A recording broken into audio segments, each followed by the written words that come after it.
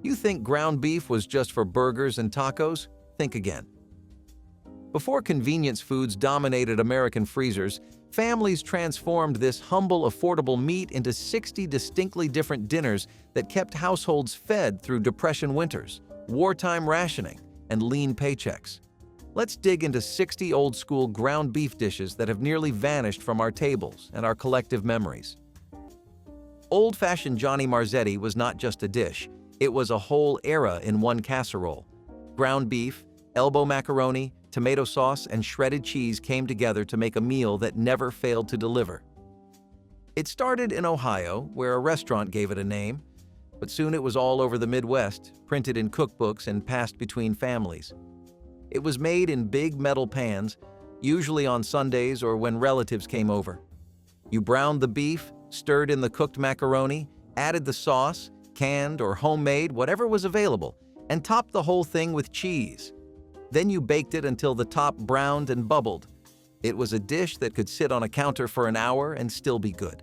It fed a crowd, reheated like a dream, and always reminded you of some aunt or grandma who made it best. Johnny Marzetti was cheap, filling, and dependable. It was also quietly brilliant. With 1 pound of meat and a box of pasta, you had dinner for days. Some people added olives or mushrooms, others kept it plain. What mattered was that it showed up, and it always did. Ground beef and oat loaf was the Depression's answer to meatloaf on a budget. When breadcrumbs were too dear, rolled oats stepped in, binding the meat and stretching it twice as far. Mixed with egg, onion, and a thin smear of tomato, it baked into a dense, hearty loaf that filled the kitchen with warmth. Each slice was firm and chewy, rich with the taste of hard work and determination. Served with mashed potatoes or a spoon of gravy, it gave families a sense of dignity. Real food, real effort, no waste. It was a meal of quiet pride, the kind that reminded people they could make do and still make something good. Even cold the next day, it tasted like comfort, its edges slightly sweet from the caramelized glaze. In every crumb was the story of making a little go a long way, and doing it with grace. Fry bread beef sliders were the secret weapon at backyard parties before sliders even became a restaurant thing. Imagine little puffs of fresh fry bread, split in half, stacked high with juicy ground beef, seasoned with a wild mix of herbs and just enough kick to make you take notice. These were not your fancy brioche bun sliders either. They had a rustic, crispy bite that somehow made the beef taste even beefier. Toss on a dollop of smoky sauce or a handful of pickled onions if you were feeling fancy, but honestly, nothing beat the classic.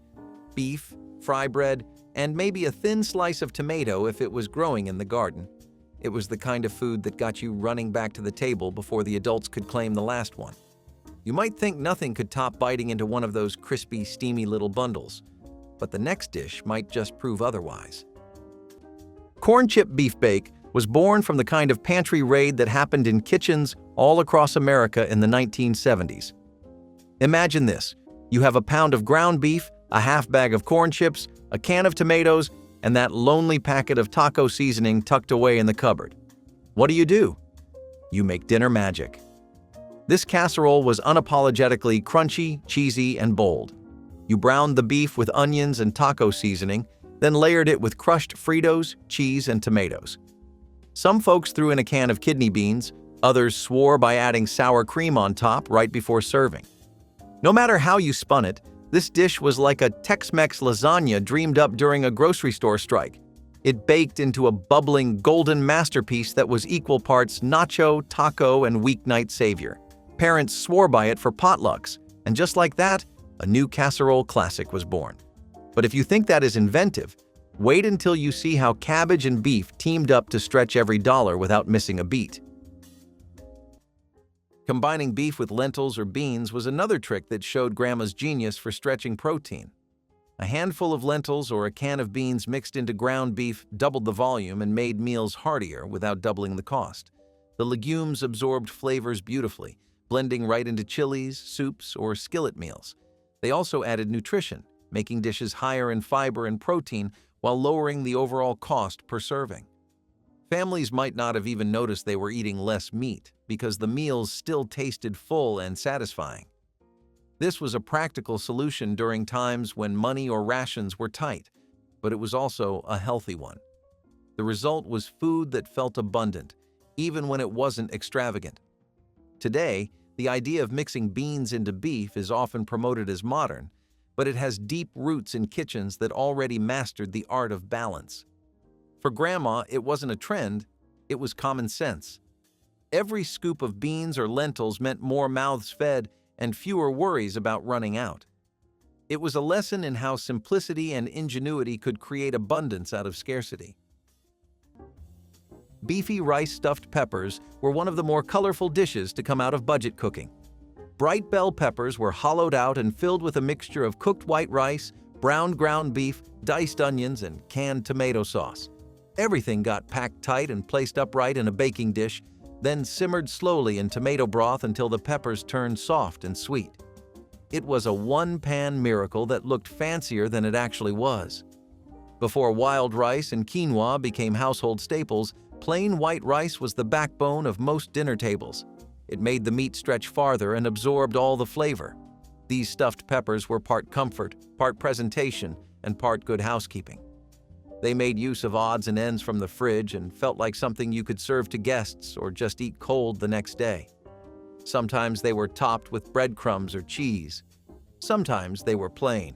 Either way, they filled the plate and the belly. You might not find them often now, but there was a time when they were everywhere.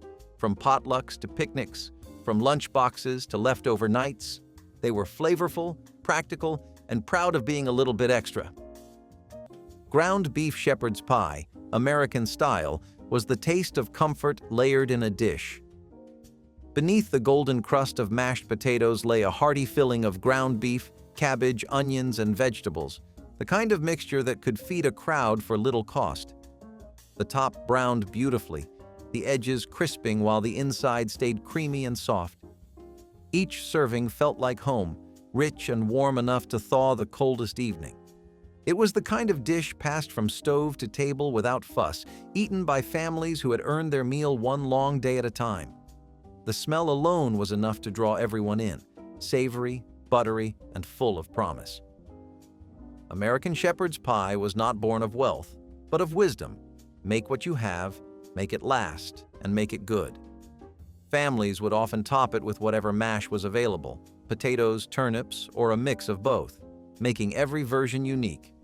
It was a dish that proved comfort could be built from layers of patience and practicality, turning hardship into something that felt like abundance. Ground beef and heirloom.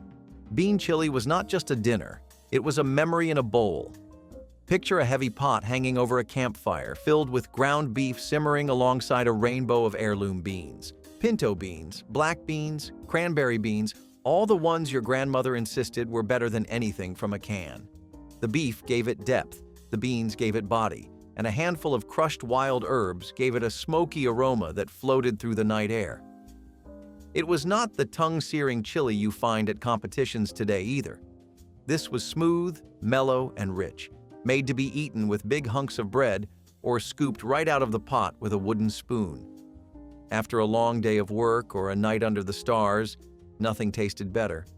If you were lucky, there was always a second pot heating up for breakfast too, because good chili was not something you left behind. Now, if you thought a pot of campfire chili could make a night unforgettable, just wait until you see how a little cedar smoke could turn plain beef into backyard magic. Campfire foil packets were one part meal and one part memory. If you ever went to a summer scout camp or had a backyard cookout in the 1960s or 1970s, chances are you have made one of these. It started with a square of foil and a sense of adventure. You piled on raw ground beef, thin sliced potatoes, carrot coins, and slivers of onion. A little salt, a little pepper, maybe some garlic powder or ketchup if you were living fancy. Then you folded it all up, sealed it tight, and tossed it into the coals, or the oven if you were indoors. What came out 20 or 30 minutes later was something far greater than the sum of its parts. Some families added Worcestershire sauce or a pat of butter before sealing it. Others just kept it simple. But either way, it was delicious. It was also fun. There was something magical about unwrapping your own little packet and digging in with a fork. But if you wanted your beef with a bit more spice and southern flair, the next dish brought jambalaya right into casserole territory. Saving bacon grease for frying beef was one of Grandma's quiet secrets for adding depth to otherwise simple meals. Whenever bacon was cooked, the fat was carefully poured into a tin or jar and kept on the counter or in the fridge. Later, when it came time to brown ground beef, she'd scoop in a spoonful, letting the smoky, savory flavor mingle with the meat. This gave even the plainest beef dishes a richness that couldn't be matched by oil or butter. It wasn't just about taste either. It was about never wasting something that could be used again. Bacon grease was considered liquid gold in many kitchens, and it flavored everything it touched. For ground beef, it was transformative, turning ordinary patties or gravies into meals that tasted indulgent. Today, we often discard bacon drippings without a thought, but back then, this was part of a cycle of cooking that made sure nothing went to waste. It's a trick that not only saved money, but also gave dishes the kind of flavor that sticks in your memory long after the meal is gone. Sloppy Joe pie was what you made when a sandwich was not quite enough. The sweet, tangy beef, made with ketchup, mustard, and maybe brown sugar, got spooned into a dish and topped with biscuit dough or pie crust. Then it baked until golden and bubbly. It smelled like school lunches and weekday nights. The filling was classic Sloppy Joe, but the crust gave it shape. You could eat it with a fork. You could add cheese. Some families topped it with cornbread or mashed potatoes instead. It was a recipe that adapted to whatever was in the kitchen. What never changed was how satisfying it felt. One pan, one meal, one good reason to sit down and eat. It was often made after a sandwich dinner when the meat outlasted the buns. Sloppy Joe pie made the most of what was left and still gave you something to look forward to. It was humble, but proud, made for people who did not ask for much, just something warm and maybe a little sweet. Cabbage and rice bake was an act of comfort disguised as frugality. Leftover rice met cabbage and beef in a casserole dish, topped with breadcrumbs or a drizzle of milk to keep it moist. It baked until tender, the top golden, the smell rich and homey. This dish was how families turned scarcity into satisfaction. It filled bellies without emptying wallets, and its leftovers reheated even better the next day. Many cooks flavored it with paprika, garlic, or tomato, each one adding their own touch of love. The rice made it stretch further, the cabbage made it wholesome, the beef made it feel complete. Served in deep scoops with bread and butter, it was more than a meal. It was reassurance that even hard times could taste good. In quiet kitchens across America, cabbage and rice bake became the taste of perseverance made edible. Texas hash was not born in a diner or dreamed up by a chef. It came from necessity, flavor, and the magic of one-pan cooking. This dish was a lifesaver in kitchens during the 1960s and 1970s, especially when money was tight but taste still mattered. It started in a skillet, like most good things do. Ground beef hit the pan, followed by chopped onions and bell peppers. As everything sizzled and softened, in went the tomatoes, sometimes fresh, sometimes canned, and a scoop of cooked rice. Chili powder or a few dashes of hot sauce gave it a warm Tex-Mex flair without pushing into full-on heat. It was hearty, filling, and endlessly flexible. Some families added corn or black beans. No wonder it stayed in rotation for decades. But if Texas hash was the rebellious teen of ground beef meals, the next dish was pure whimsy, because what could possibly go wrong with meat and mashed potatoes shaped like a bird's nest? Making stock with beef bones and scraps was a habit rooted in a no-waste philosophy that defined Grandma's cooking. Whenever bones or trimmings were left behind, they weren't discarded. They went into a pot with water, vegetables, and seasonings. Slowly simmered, they produced a rich, flavorful broth that became the base for soups, stews, or gravies. This was how every part of the animal was respected and used to its fullest. The stock added depth to meals, turning simple ingredients into something layered and comforting.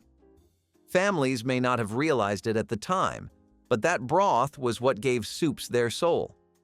It was economical too. as it stretched meals further without requiring new ingredients.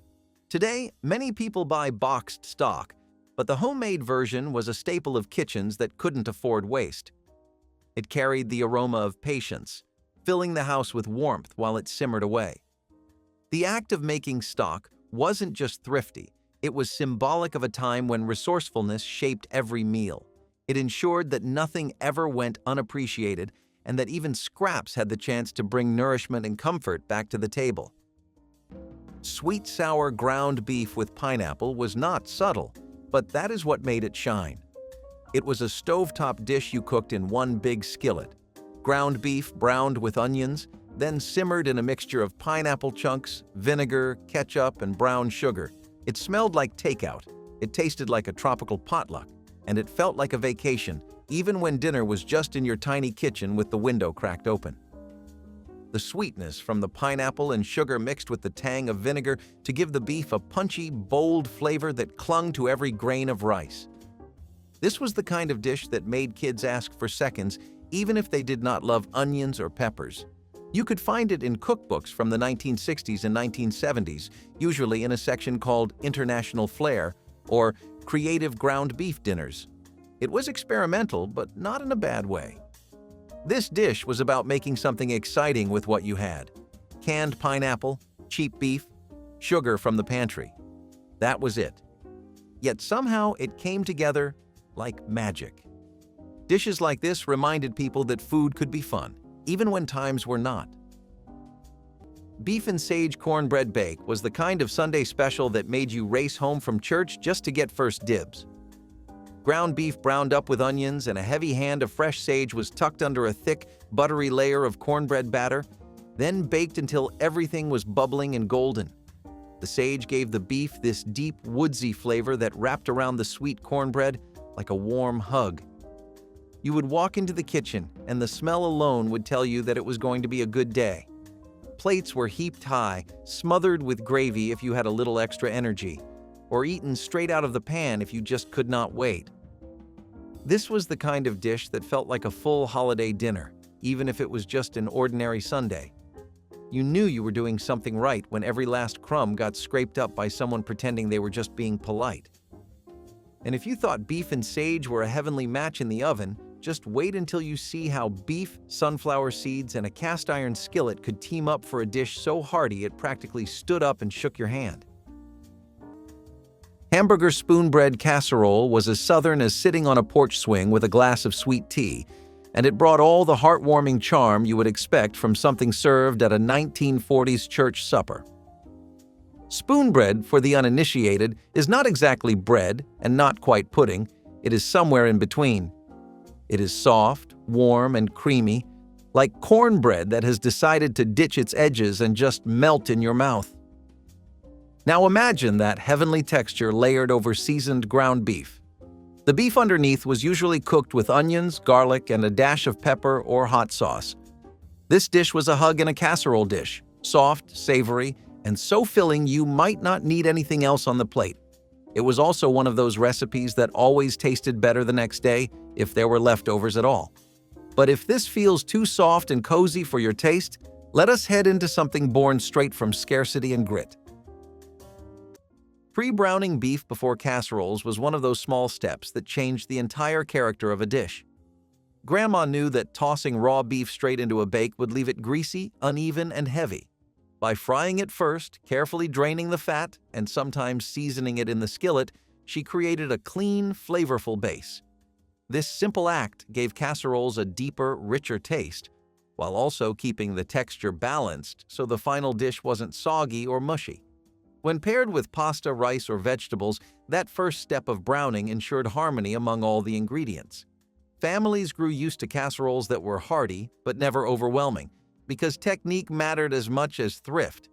It showed that skill in cooking didn't have to be elaborate. It was about respecting each step. Today, many recipes still include this instruction, though people sometimes skip it, forgetting why it mattered. Back then, it was common sense, part of the rhythm of daily cooking, a habit that quietly shaped meals we still remember fondly. Budget-baked spaghetti with ground beef and ketchup was not trying to fool anyone. It just wanted to get the job done. Instead of a long-simmered marinara or fancy herbs, this casserole used ketchup as the main sauce. You would brown your ground beef with onions, cook some spaghetti, and mix it all together with a generous squirt, or several, of ketchup. Some families added a splash of milk or canned soup to stretch the mix and make it creamy. Then it went into the oven with a handful of processed cheese or shredded cheddar sprinkled on top. The end result? Tangy, gooey, and undeniably comforting. It might not have won any awards, but it definitely cleared plates. It was especially popular in homes where kids were picky eaters and ketchup was already the king of the dinner table. You could make a big tray for almost nothing and still have enough left for lunch. For many families, this was the real weeknight special. It had the flavor of a fast food burger and the filling power of pasta. Cheap, cheerful, and reliable. Sometimes that is all dinner needs to be. Mock chop suey was America's humble imitation of faraway flavors. In small-town kitchens, especially across the Midwest, families used ground beef, cabbage, celery, and onions to create something exotic without straying from local ingredients.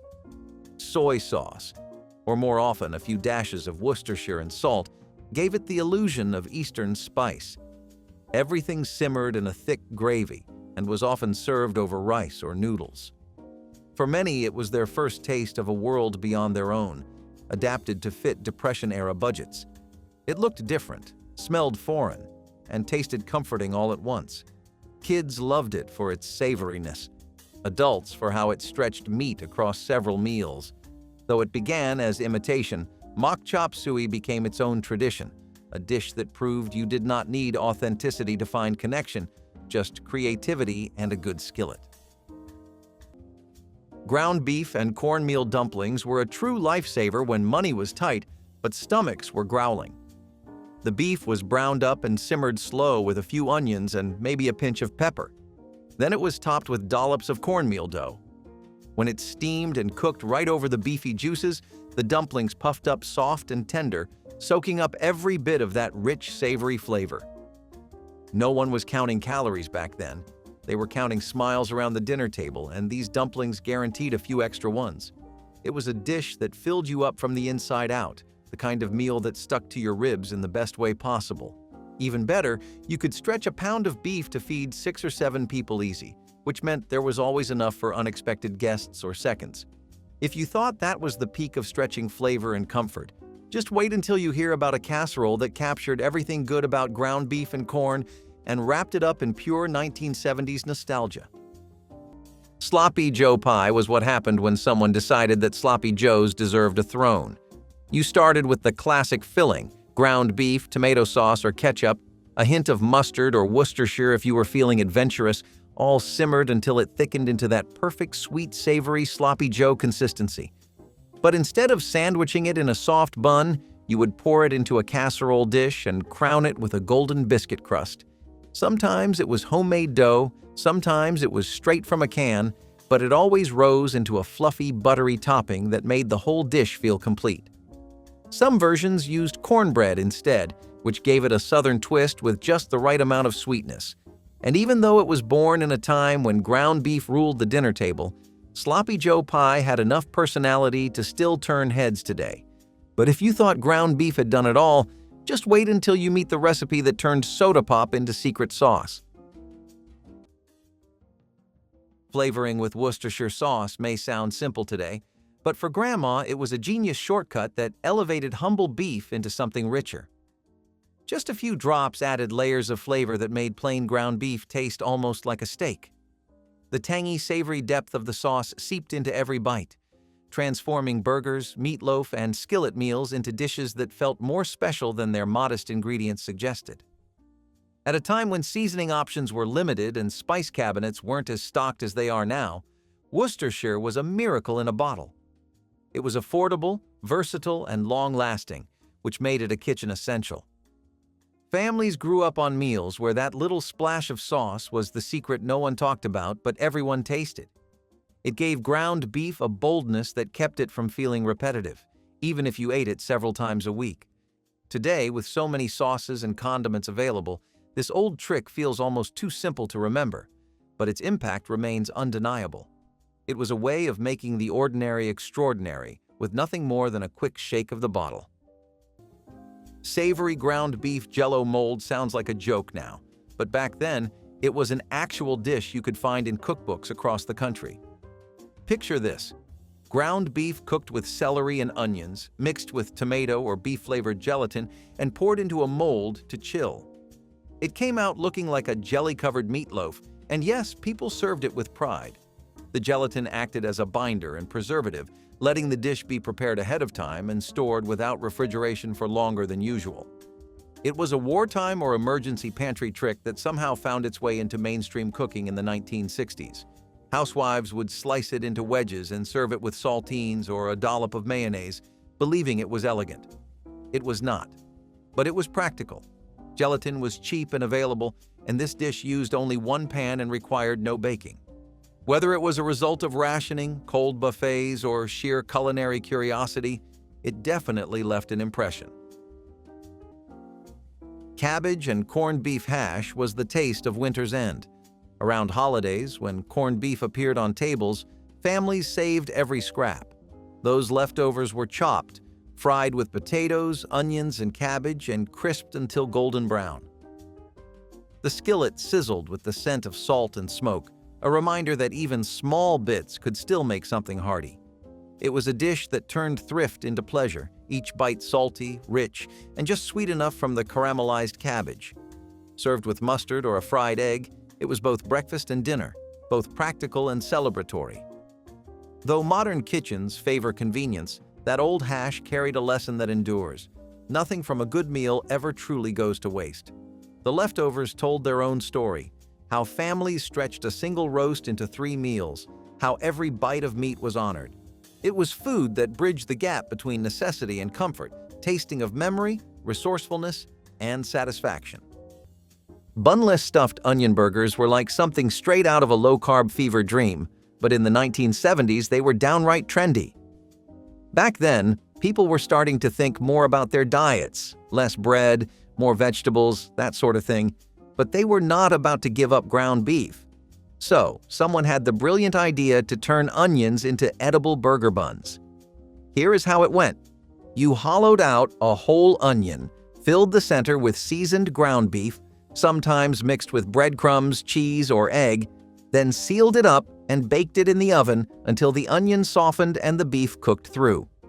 The outside got golden and sweet, the inside juicy and rich. Sometimes a little tomato sauce or barbecue glaze was poured over the top, making it look fancy enough for company, but still easy enough to make on a Wednesday night.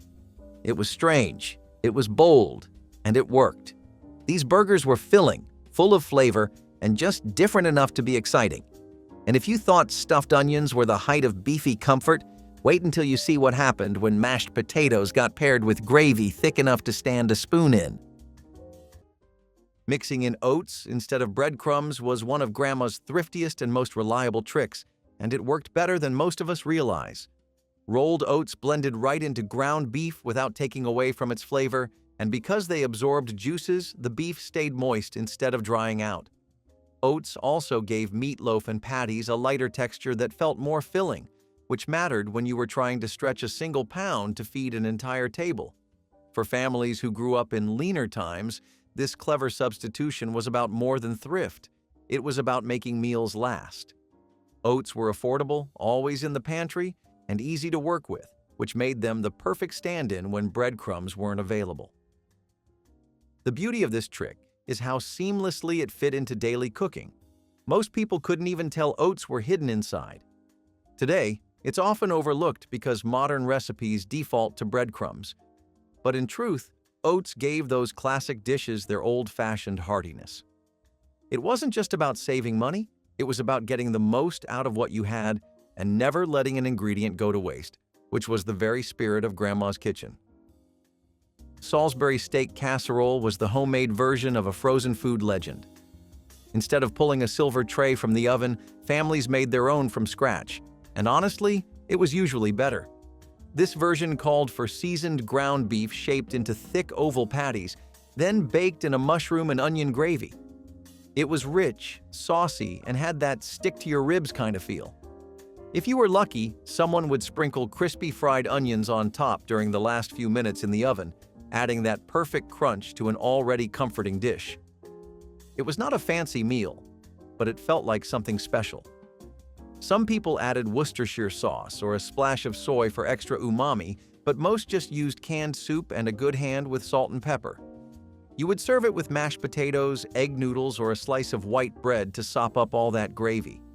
Kids loved it because it tasted like fast food. Adults loved it because it was hearty and cheap. Cabbage and bean soup was the workingman's dinner, a pot full of nourishment that cost next to nothing. Cabbage gave it sweetness, beans provided the protein, and a handful of spices made it taste like more than it was. Some used white beans.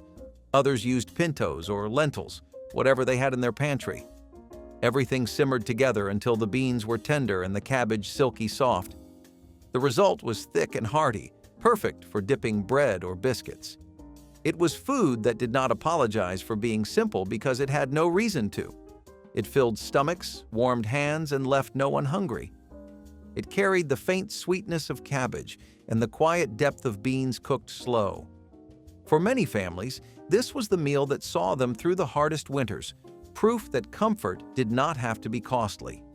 A pot of cabbage and beans simmering on the stove was a sign that warmth still existed even when money did not. Sometimes a ham bone or spoonful of drippings was added to give it body. But even without, it tasted like care. It was humble food that made people feel seen, nourished, and safe, a reminder that generosity can live inside a single pot. Vintage iron skillet beef and sunflower seed hash was the kind of meal that was built to last, just like the old cast iron pans it was cooked in. Ground beef was browned until crispy on the edges, tossed with diced potatoes, onions, and handfuls of roasted sunflower seeds that added a nutty crunch you never knew you needed. It was the breakfast that kept farmers going until sunset and made kids think twice before saying they were still hungry. Skillet hash like this was not just convenient, it was genius. Everything cooked in one pan, nothing wasted, everything tasting like it had been kissed by the smoke and heat of a wood-burning stove. The sunflower seeds were the wild card, adding little bursts of flavor that turned an already great dish into something special. Some folks even tossed in a fried egg on top if they were feeling fancy. But even plain, it was a meal that tasted like hard work, fresh air, and good living. And if you think hash can fill you up and warm your soul, wait until you dive into a stew that turns ground beef and roasted pumpkin into the kind of harvest feast you will dream about. Wartime ration hash was not glamorous. It did not pretend to be. But in homes across America during the 1940s, it was dinner, and often a lifesaver. This dish was the ultimate answer to food rationing and meat shortages. You would take whatever you had, maybe a handful of ground beef, a bruised potato, a few limp carrots, and you made it work. Breadcrumbs or oats were added to stretch the beef as far as it could possibly go.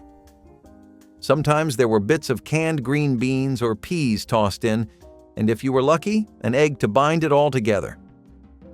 Everything went into a pan and got crisped until the edges browned and the bottom stuck just a bit to the skillet. Flavor gold, right there. It taught families how to use every last crumb, and it gave a warm, filling meal when the world felt cold and uncertain. But when times got a little better, and people had a bit more to spend, things got saucier, cheesier, and a whole lot more comforting. Stretching with mashed potatoes was another clever way Grandma turned a little beef into a lot of dinner. Whenever there were leftovers sitting in the fridge, she didn't let them go unused. Instead, she folded the mashed potatoes directly into ground beef. The result was a creamy, hearty mixture that could be shaped into patties, baked into casseroles, or fried into crisp cakes that still tasted rich and filling. Potatoes not only extended the beef, but also added a silky texture that breadcrumbs or flour couldn't match. It was comfort food through and through, with a flavor that spoke to both frugality and warmth.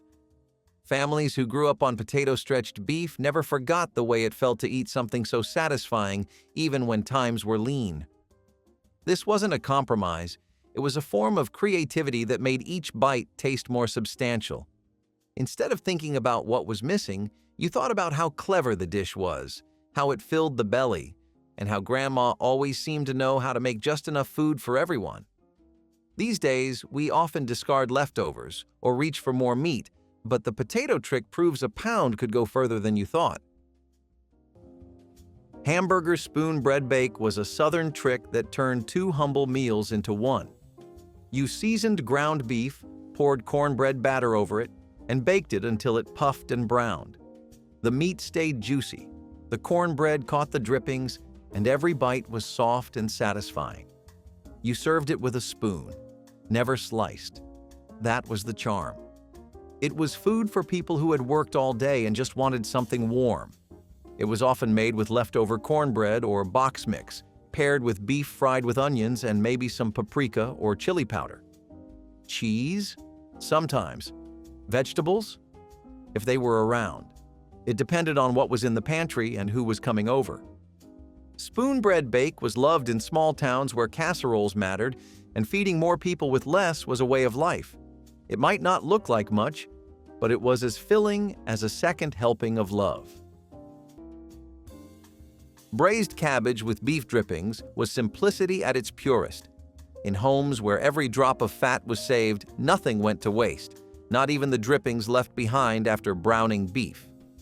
Those drippings were poured into a pan of cabbage and onions, simmered until tender and glistening.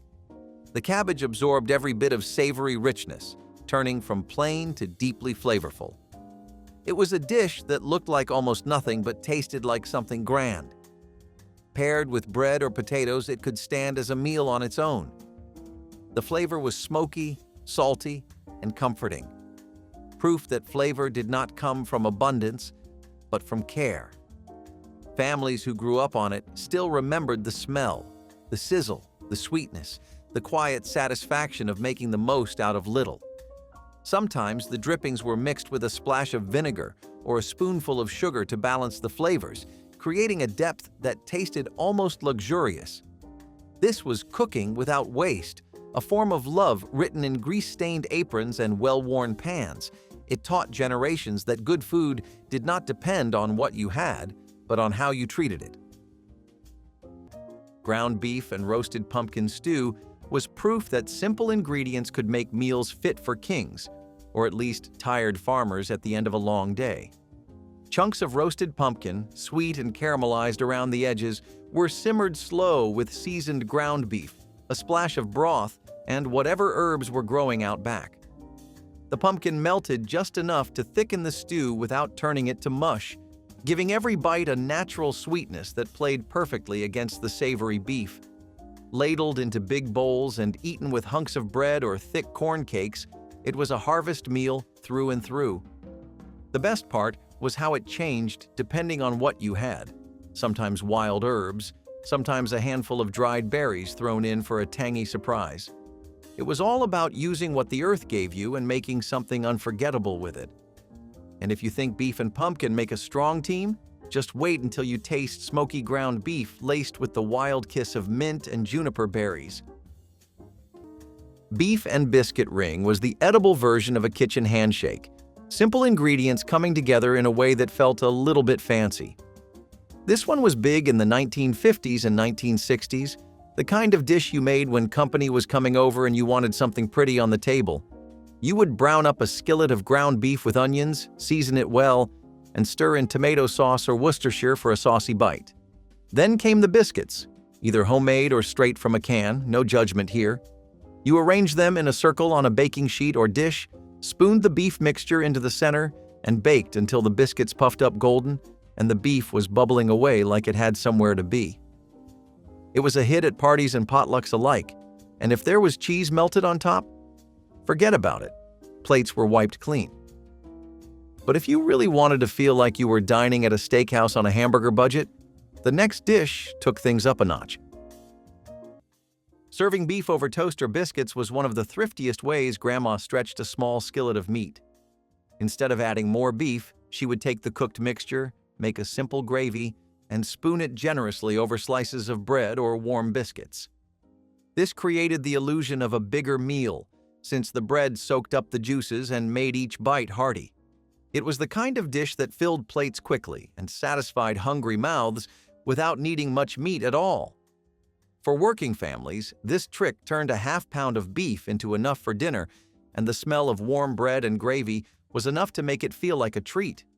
It was economical, practical, and comforting all at once. Many children grew up associating this dish with rainy days and cozy evenings, not realizing it was born from thrift. It was another example of turning less into more with a bit of kitchen know-how. Cheeseburger macaroni loaf sounds like something out of a box, and it kind of was. This dinner came from a time when boxed pasta meals and processed cheese were part of every pantry, and ground beef was the weekly star. You would cook macaroni, mix it with browned beef and a block of soft cheese, then pack the whole thing into a greased loaf pan. After baking, you sliced it like meatloaf. What came out looked strange, but tasted like a cross between a diner burger and weeknight casserole. It held its shape well enough to pack in a lunchbox or reheat in a skillet with a little butter. Some families added ketchup or mustard to the mix, giving it an even more literal burger flavor. Others tossed in pickles or onions for texture. It was easy, filling, and did not require much more than a pot, a pan, and a little patience. Cheeseburger macaroni loaf was one of those meals that tasted better than it had any right to. It was not elegant, it was not even normal, but in the era of efficiency and post-war pride, it was exactly what a busy household needed. A whole loaf of dinner made to slice and share. Beef and cabbage. Hand pies were the perfect working man's lunch. Hearty, portable, and made entirely from leftovers. The dough was simple. A mix of flour, water, and lard rolled thin, then folded over a filling of minced beef, cabbage, and onions. Once baked, they turned golden and crisp on the outside, steaming with savory goodness on the inside. They were sturdy enough to fit in a coat pocket and stay warm through a morning's work in the fields or factory.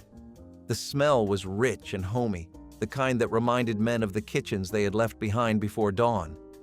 For families, these hand pies were a practical miracle, stretching a bit of meat into several meals without waste.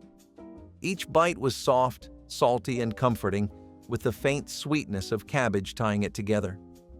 In towns where every penny mattered, these pies offered dignity to the table, a meal that looked humble but tasted like care. They carried with them the quiet pride of homemade food, something crafted by hand in a world that demanded strength and endurance. When unwrapped from a cloth napkin at lunchtime, they represented more than nourishment. They represented home, effort, and the unspoken bond of family waiting at day's end. Hearty ground beef and flint corn shepherd's pie was not just a dish, it was a statement. Ground beef seasoned with onions, garlic, and wild herbs formed the base, but the real star was the topping, a mash made from flint cornmeal instead of regular old potatoes. Flint corn, the rugged ancestor of sweet corn, had this deep, nutty flavor that took the whole pie to another level. It was a tough crop that thrived when nothing else would, which made it the perfect partner for a meal built to last. The top baked into a golden crust, just thick enough to crack when you spooned into it, revealing the juicy beef and rich gravy underneath. It was a shepherd's pie made for real shepherds. Sturdy, filling, and full of heart. And if you thought that was the peak of comfort food innovation, just wait until you hear about the fritters that brought sweet potatoes and beef together in a state fair dream you could actually carry in your hand. Pineapple beef bake was a casserole that felt like a luau in your oven. It came straight out of the 1960s, when tiki culture had Americans decking out their living rooms with bamboo furniture and sipping drinks with paper umbrellas. In that same spirit, someone decided to toss ground beef into the mix, and the result was surprisingly delicious. You would brown the beef, stir in soy sauce, onions, and bell peppers, then layer it into a casserole dish with pineapple chunks, usually canned, syrup, and all. The pineapple gave it a tropical tang that cut through the richness of the beef, while the soy sauce and aromatics grounded it in something warm and familiar. It was quirky, no doubt, but it had personality. It stood out on a table full of casseroles, and for a while, it was the kind of dish that brought smiles, and maybe a hula dance or two. But if you think pineapple was a bold move, Wait until ground beef went from casserole filler to party centerpiece. Frying leftover meatloaf as sandwich filler was one of Grandma's most clever ways to reinvent yesterday's dinner. She would slice cold meatloaf straight from the fridge, drop it into a hot skillet, and crisp it until the edges sizzled golden while the inside warmed through. Once tucked between bread, sometimes plain, sometimes toasted, it transformed into a hearty sandwich that felt brand new. A swipe of ketchup, mustard, or even leftover gravy turned it into a meal strong enough to rival anything from a diner. This trick meant leftovers never felt repetitive, and kids often had no idea they were eating yesterday's dinner. The crispy edges against soft bread made every bite memorable, the kind of flavor that stuck with you. For lunchboxes, it was a treat disguised as thrift, and many still recall the taste decades later. It was resourcefulness wrapped in comfort, proof that creativity made nothing feel wasted. Today, leftovers often get tossed aside, but back then they were opportunities. Grandma's frying trick showed that with just a little imagination, food could shine twice. Mexican haystack dinner was more of an event than a recipe. It started with a scoop of ground beef cooked in taco seasoning, then layered like a build-your-own buffet. Over a bed of white rice, or crushed corn chips if you had them, you added beef, shredded lettuce, canned olives, chopped tomatoes, grated cheese, and maybe a spoonful of salsa. The result was a towering, crunchy, colorful plate of dinner that let everyone at the table get exactly what they wanted. This dish became popular in the 1970s when families were busy, budgets were tight, and mealtime needed to be both fast and fun. It was a little Tex-Mex, a little potluck, and a whole lot of pantry smarts. You could make the beef ahead of time and let everyone serve themselves. It was casual, flavorful, and endlessly customizable. Even picky eaters got on board. It became a staple in school lunches, church dinners, and Friday night meals that needed zero cleanup. There was no baking, no timing, and no judgment. Just a pile of food that somehow worked together every single time. Haystacks were creative chaos on a plate, and we loved them for it. Ground beef. Hot dish was the heart of the Midwest in a single baking pan. Ground beef browned with onions, noodles, cabbage, and canned soup came together in layers of creamy, cozy satisfaction. It was not fancy. It was practical, filling, and made with love. The cream of mushroom was the secret ingredient that turned scraps into something indulgent. Housewives baked it until bubbling, the top golden, the aroma filling every corner of the house. It was a dish that brought families together without fanfare, eaten from mismatched plates at kitchen tables worn smooth by years of use.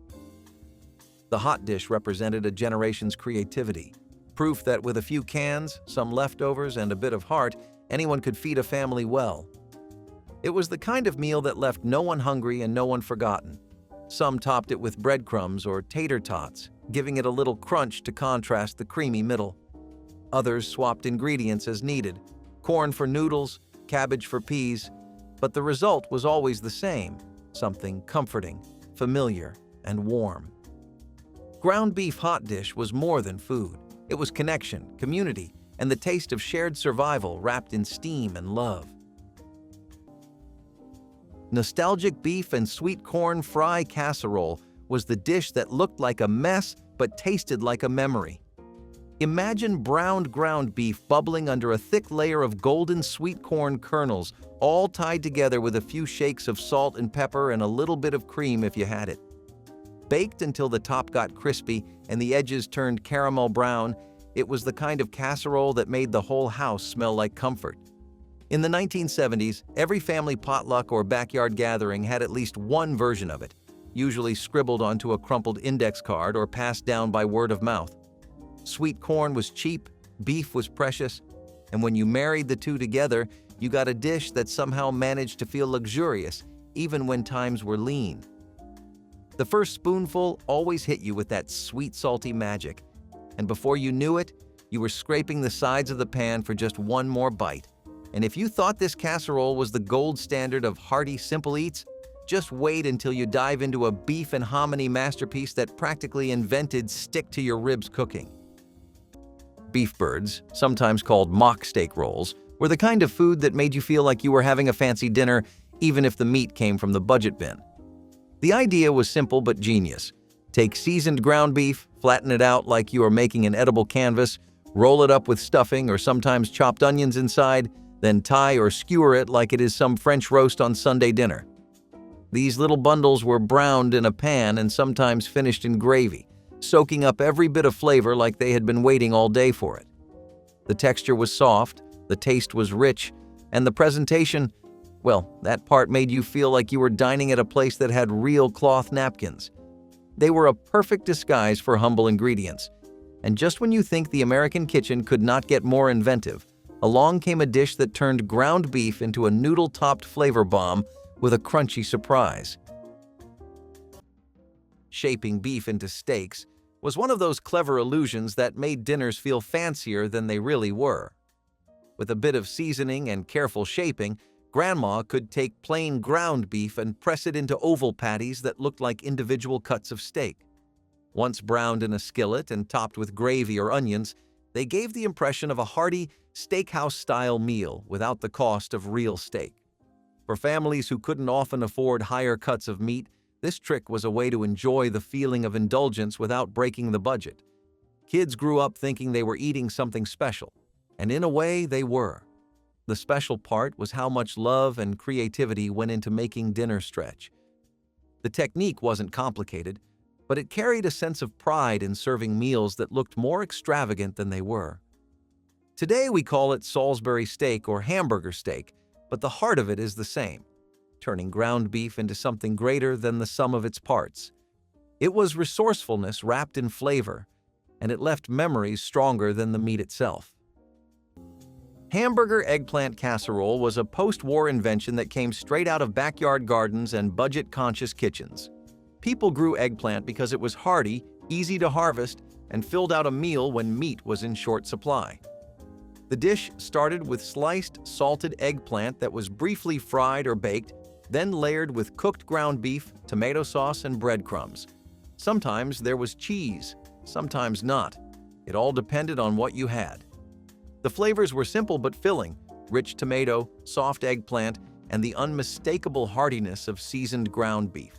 You baked it until it bubbled and browned on top, and by the time it hit the table, it looked like a home-cooked lasagna without any of the fuss. This was food you made when you had too many eggplants and not enough time. It was healthy by accident and thrifty by design. You could serve it as a main course or stretch it with a side of white rice. Either way, it felt like a proper meal.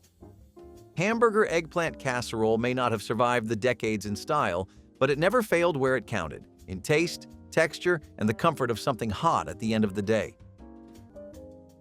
Ground beef and turnip hash was born in farmhouse kitchens, where turnips were as plentiful as potatoes and just as important. When meat was scarce, women would dice the turnips fine, brown them with onions, and stir in a bit of ground beef for flavor. The turnips softened but kept a slight bite, their peppery taste blending beautifully with the savory meat. Everything cooked together in a skillet until golden and fragrant. It was the taste of thrift, of stretching what the land gave until it lasted through winter. Served hot with a fried egg or a slice of bread, it was a meal that required little but gave plenty. Farmers came in from the fields to eat it, grateful for its warmth and weight. It was not fancy, but it carried the flavor of resilience, the reminder that the simplest foods are often the most honest. Reservation-style ground beef and wild onion tacos were the kind of everyday magic that kept folks smiling even when times were tight. Ground beef was stretched thin, seasoned with salt, pepper, and whatever wild onions could be foraged nearby. If you have never tasted wild onions, you are missing out. They hit somewhere between a chive and a spring onion, with this bold, peppery snap that made plain beef sing like a church choir. Wrapped up in soft tortillas or sometimes even more fry bread, they were simple, satisfying, and straight from the heart.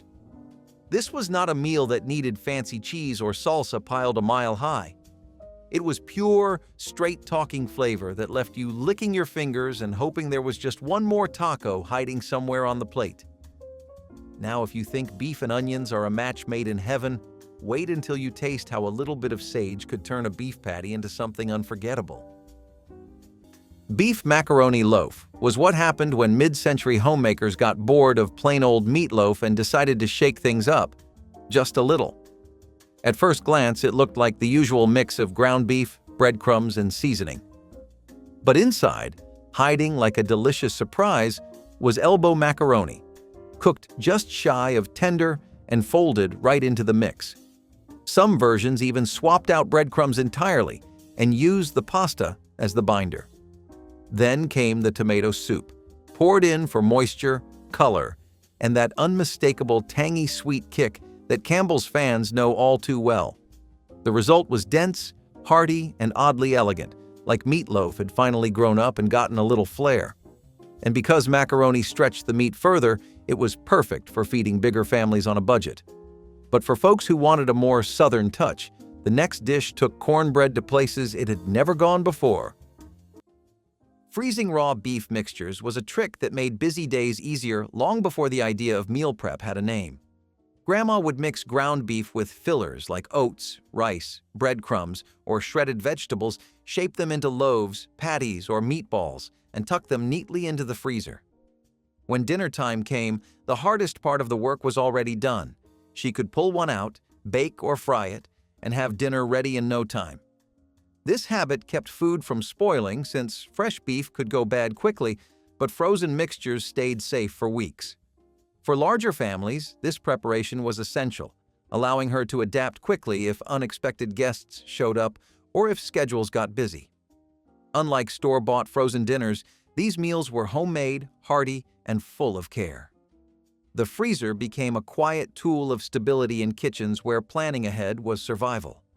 Those little parcels of beef weren't just food. They were foresight, comfort, and reassurance that no matter what the day brought, a warm, filling meal was always just within reach. Beef and barley bake was what happened when you wanted stew without the soup. You took ground beef, cooked it with onions, carrots, and sometimes celery, then stirred in pearl barley and baked the whole thing until thick, golden, and aromatic. It was a dish that felt old, like something from your grandmother's farmhouse kitchen. And maybe it was. Barley has been around longer than most grains, and during the 1960s and 1970s, it was one of those ingredients that made a quiet comeback thanks to its price and nutrition. This bake was earthy and dense, like a cross between stuffing and pot roast. You could season it with thyme or just keep it simple. It filled the house with the smell of comfort. It kept you full for hours, and it made even the cheapest cut of beef stretch a little farther. Sometimes you added a splash of tomato juice, sometimes just a pat of butter on top. It was a blank canvas, but a dependable one. You could make it ahead of time, freeze it, and reheat it without losing an ounce of flavor. It may not win beauty contests, but beef and barley bake always won dinner. Beef and vegetable. Kitchen sink stew was exactly what its name promised. Everything but the kitchen sink. It began with ground beef or scraps of leftover roast, followed by whatever vegetables still lingered in the root cellar: carrots, parsnips, turnips, onions, or even cabbage. The pot simmered slowly, the broth growing darker and richer as hours passed. No two batches ever tasted the same because no two kitchens had the same ingredients. It was the definition of resourcefulness, a stew built from odds and ends that might have otherwise gone to waste. Sometimes barley was added to thicken it, or a splash of vinegar to sharpen the flavor. It was a meal of invention, of pride in using every scrap. When families gathered around that steaming pot, they were not just eating, they were honoring the art of survival made delicious. The stew could feed a family for days, each reheating, deepening its flavor. It was never fancy, but it was deeply personal, a record of what the week had been and what was left to carry forward. Every spoonful told a quiet story of thrift, care, and endurance, reminding those who ate it that home was not measured by plenty, but by how you made do with what you had. Crispy fried beef and root vegetable pockets were not just dinner, they were survival disguised as a treat. Picture dough rolled thin, packed full of seasoned ground beef, diced carrots, sweet potatoes, and turnips, then folded tight and fried until golden and flaky.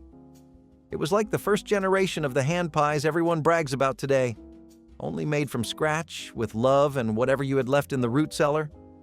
These little pockets were the ultimate grab-and-go meal before drive-thrus were even a thing. They stayed warm wrapped in cloth, perfect for long days in the fields or a chilly walk to the town market. Every bite was crispy outside, juicy and tender inside, with the sweet earthiness of the root veggies soaking up all the beefy flavor. Families would make dozens at a time and stash them away for later, if they managed to last that long. Now, if you think stuffing beef and veggies into a crispy golden package sounds brilliant, wait until you hear about the Sunday classic that brought sage, beef, and cornbread together into something that tasted a whole lot like home. Adding grated carrots or zucchini into ground beef was a quiet, clever trick that served multiple purposes in Grandma's kitchen. It wasn't only about making the beef stretch further, though that was a big part of it. It was also about slipping in extra nutrition without anyone noticing. Carrots added a natural sweetness that balanced savory flavors, while zucchini added moisture that kept burgers, meatloaf, or casseroles from drying out. Grating the vegetables fine meant they disappeared right into the beef, and kids usually had no idea they were eating vegetables at all. In a time when every ingredient had to be used wisely, this method made sense because it extended protein portions and made meals healthier at the same time. It also gave the beef more body and volume, turning one meal into two without anyone feeling shortchanged. This trick carried a sense of care, because Grandma knew how to make meals nourishing as well as filling. Today, with rising costs and an emphasis on hidden veggies, this old idea feels surprisingly modern. It's a reminder that cleverness in cooking was never about fancy ingredients, but about small adjustments that turned the ordinary into something bigger and better than expected. Hungarian hamburger bake brought a little old-world flair to the weeknight dinner table. This casserole took seasoned ground beef and paired it with wide egg noodles, paprika, sour cream, and cheese. You would layer everything into a baking dish, then bake it until the noodles were tender and the sauce was bubbling and golden on top. It was creamy, smoky, and deeply satisfying. The paprika added warmth without being too spicy, and the sour cream gave it that signature tangy richness. It was not exactly authentic Hungarian cuisine, but it borrowed enough to make you feel like you were eating something a little exotic. The recipe was especially popular in Midwestern kitchens, where Eastern European immigrant traditions were still alive and well. It was the kind of dish that made you feel cultured without straying too far from your comfort zone. Most of the ingredients came from cans, boxes, or the fridge, nothing fancy or hard to find, and that was the whole point. Beef and barley stew was built to last. One pot, one slow flame, and enough time to let the world outside freeze while the inside stayed warm. Ground beef browned first, then onions, carrots, barley, and water joined in. Nothing fancy, everything needed. As it simmered for hours, it thickened into a meal you could eat with a spoon or fork. The barley swelled, the cabbage softened, and the beef melted into the broth, turning a few scraps into something that tasted like plenty. It was food that nourished from the inside out, stretching a pound of meat across 3 days if it had to. Every kitchen had its version. More vegetables if the garden was kind, more water if times were lean. It was the taste of patience, of gratitude, and of winter's quiet victories. Ground beef and wild rice skillet was the kind of meal that tasted like a slow afternoon by a Great Lakes shoreline, where the only thing rushing was the wind through the trees. Ground beef was browned up good and hearty, then tossed with earthy wild rice, caramelized onions, and a pinch of sage or thyme if you were lucky enough to have it growing out back. Wild rice was not the fluffy white stuff either. It had a chew to it, a nutty richness that made even a simple meal feel special. Every forkful was a little bit of beef, a little bit of rice, and a whole lot of satisfaction. Served up with a slab of fry bread or a spoonful of stewed berries on the side, it was the kind of home-style dinner that made you forget about store shelves and remember what real food tasted like.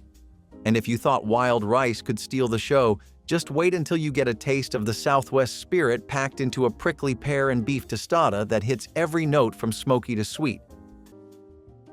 Stuffed green pepper skillet was the answer to every busy home cook's prayers.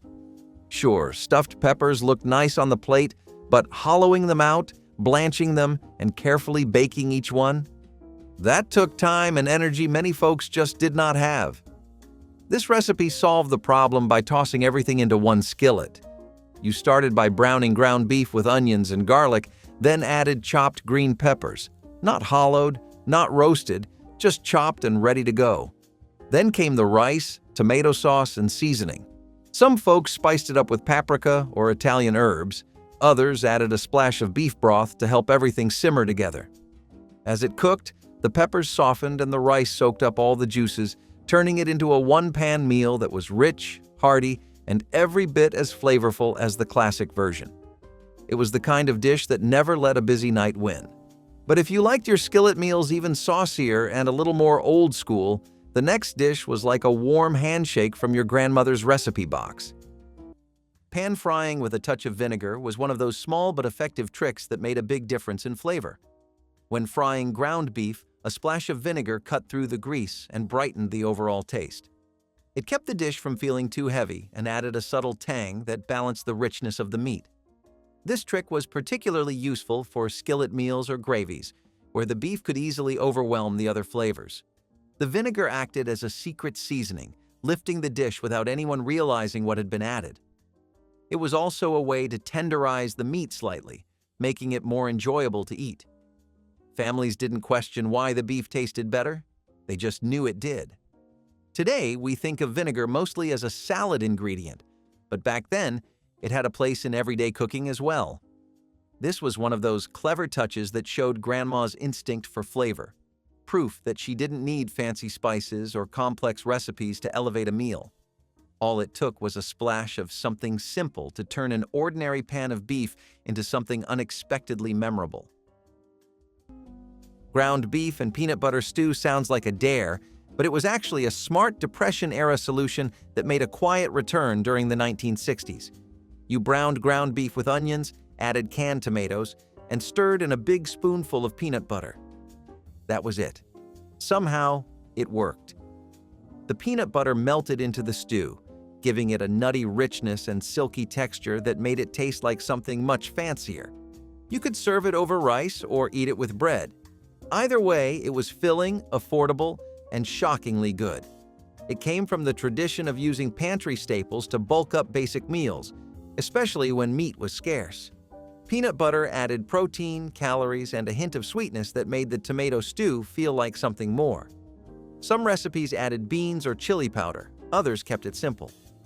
This stew was rarely written in official cookbooks. It was passed down through word of mouth or scribbled in the back pages of community newsletters.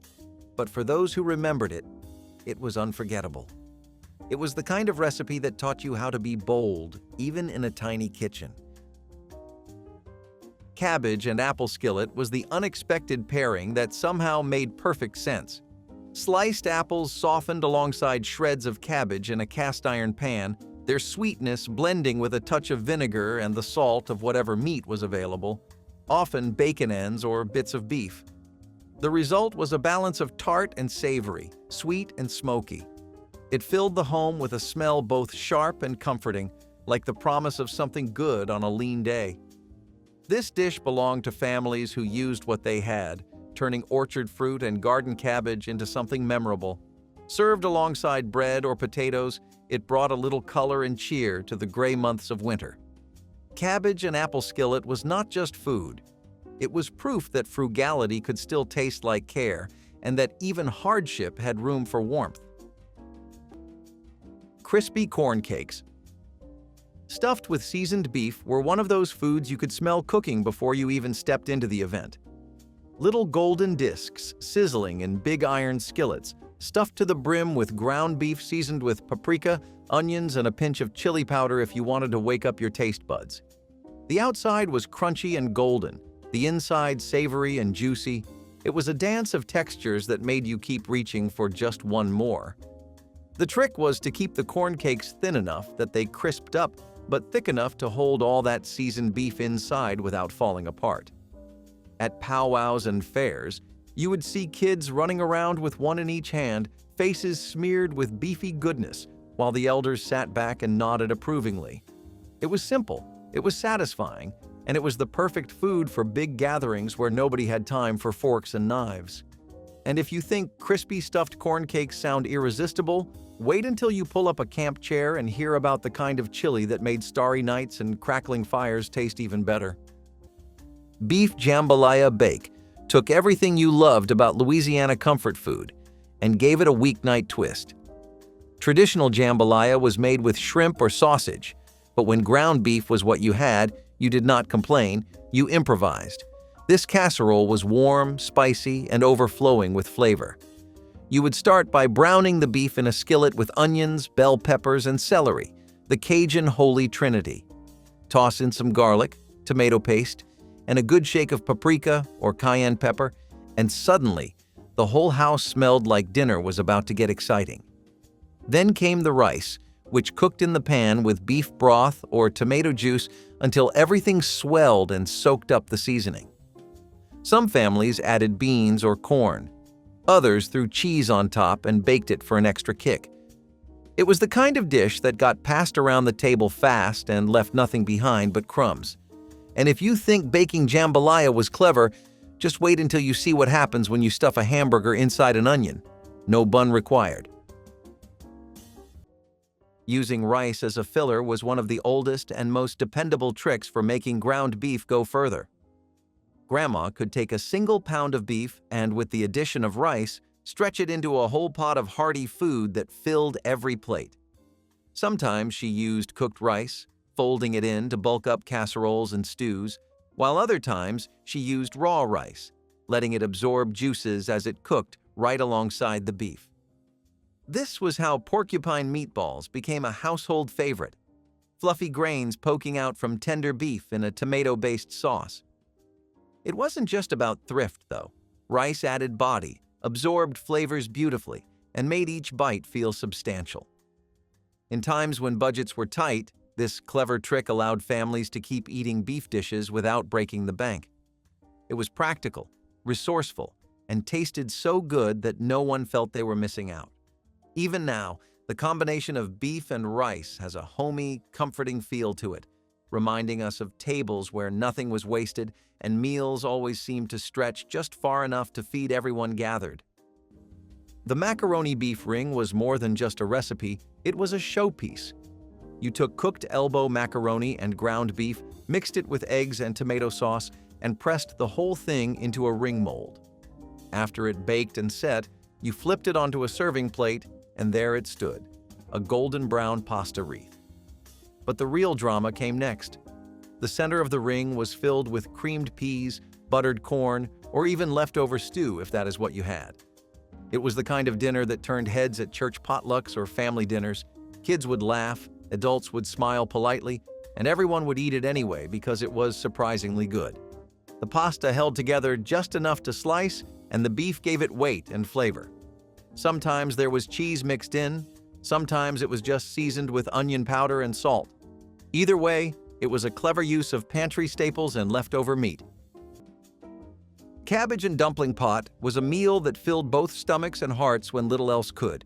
It started with a pot of broth, sometimes made from beef bones, sometimes just salted water, and a heap of sliced cabbage simmering slowly until tender. Then came the dumplings, spoonfuls of soft flour dough dropped directly into the bubbling pot.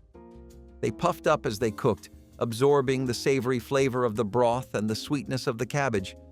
The result was a meal thick and comforting enough to feed a family through the coldest night. It smelled like home and patience, like something that had taken time even when there was not much to spare. No one went hungry around that pot, and even the simplest ingredients tasted rich when shared with love. It was the kind of food that made silence at the table feel like gratitude. Smothered ground. Beef and hominy was the kind of meal that did not just fill your plate, it filled your soul. Ground beef cooked slow and easy, seasoned with just enough spice to keep things interesting, and then tossed together with hominy so tender it almost melted in your mouth. If you have never had hominy before, just picture corn but bigger, puffier, and somehow even more satisfying. When the juices from the beef soaked into every kernel, You got a dish that was buttery, savory, and rich enough to carry you through an entire winter's night. Families back then knew that when you needed a dinner that would power you through long days and longer nights, this was it. It was not fancy food, but it was food that made you feel like you were winning at life, even when the cupboards were looking bare. Now, if you thought beef and hominy could turn a plain night into something unforgettable, get ready to bite into a dish that brought every powwow to life with a little bit of crunch and a whole lot of heart. Potato nest casserole was one of those meals that made dinner feel fun, even when it was just a regular Tuesday. Moms across America loved this dish in the 1950s and 1960s because it combined two unbeatable dinner champions, potatoes and ground beef, into something playful, presentable, and most importantly, practical. You started by shredding potatoes, usually by hand, and seasoning them with salt, pepper, and maybe a little egg to help them hold together. Then you packed those shredded spuds into muffin tins or small ramekins, pressing the centers down to form little nests. After a quick bake, those nests crisped up around the edges and stayed soft inside. That was when the real fun began. Into each one went a scoop of ground beef, browned with onions, and seasoned to your liking. Some added peas or corn to the meat mixture, while others spooned in tomato sauce or gravy. Back into the oven they went until everything was hot and bubbling. The result was a golden brown, savory, bite-sized dinner that looked as good as it tasted. But if presentation was not your thing, and all you wanted was pure, unfiltered comfort food, the next dish takes you straight back to the heart of the American living room. Binding with evaporated milk was one of those subtle secrets that most people never realized was happening behind the scenes. Canned milk was a pantry staple, always on hand when fresh milk couldn't be counted on, and Grandma knew exactly how to use it to improve ground beef. Adding just a splash into meatloaf or burger mixtures gave the beef a tenderness it wouldn't have otherwise. It softened the texture, made it more cohesive, and added a richness that made the dish taste like more than the sum of its parts. The slightly concentrated flavor of evaporated milk also enhanced seasonings, blending them through the meat in a way that felt balanced and smooth. For many households, it was an invisible step that made the difference between a dense, heavy loaf and one that cut easily and stayed moist. This was a time when nothing in the pantry went ignored, and canned milk was versatile enough to become a secret weapon in savory as well as sweet cooking. Today, we pass by evaporated milk without thinking, but in Grandma's kitchen, it was part of the quiet magic that made ground beef meals taste better than you remembered. Beef and cottage cheese bake sounds like a weird combination today, but it was considered smart back then. The ground beef was browned and seasoned, then mixed with egg noodles, onions, and generous scoops of cottage cheese.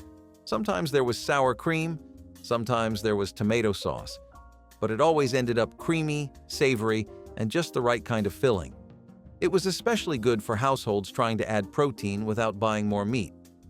Cottage cheese was cheap, and it lasted longer than you expected. This was a casserole that blended dairy and meat in a way that was not fancy but worked. It came out of the oven bubbling, with a top that browned slightly and a center that held together like lasagna without the effort. You could serve it straight from the pan, and it held heat like a dream. Some versions added peas or bell peppers for color, others stayed pure and beige and soft. Either way, it filled the belly and made people happy. In a time when families were cutting coupons and stretching paychecks, this was a dinner you could count on. Simple, practical, and more delicious than it had any right to be.